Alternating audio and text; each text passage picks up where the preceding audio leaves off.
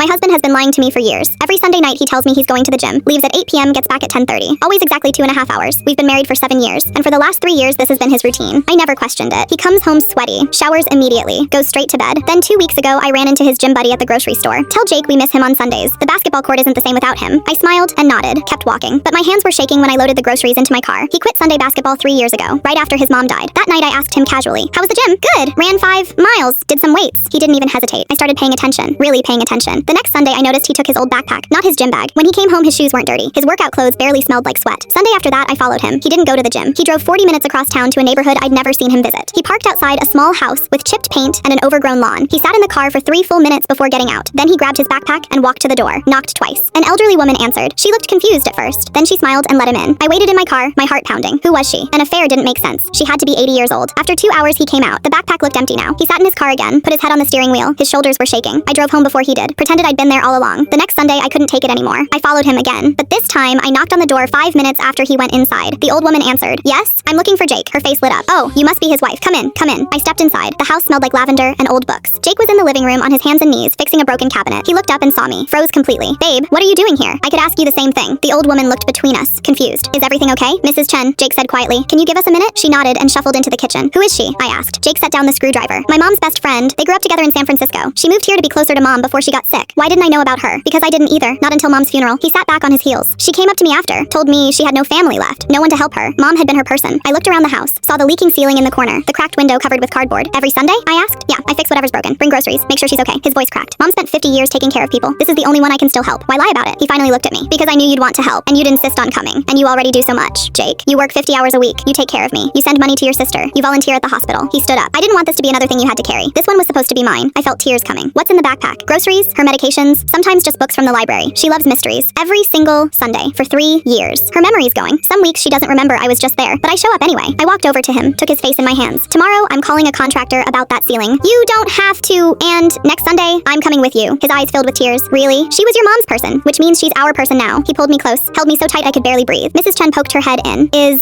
everything all right?" "It's perfect," Jake said. "Mrs. Chen, this is my wife. She'll be coming on Sundays too from now on." She clapped her hands together. "Wonderful. I'll make tea for 3 next time." Last Sunday, we showed up together. I fixed the window while Jake worked on the kitchen sink. Mrs. Chen told us stories about my mother-in-law as a young woman. Stories I'd never heard. Stories Jake had been collecting alone for 3 years. On the drive home, I held his hand. "I'm sorry you thought you had to hide this. I'm sorry I lied." "You weren't lying," I said. "You were protecting me. There's a difference." He squeezed my hand. "Next time, just let me carry it with you, okay?" He nodded. "Okay." Now every Sunday at 8 p.m., we both leave for the gym, and neither of us has stepped foot in one in years.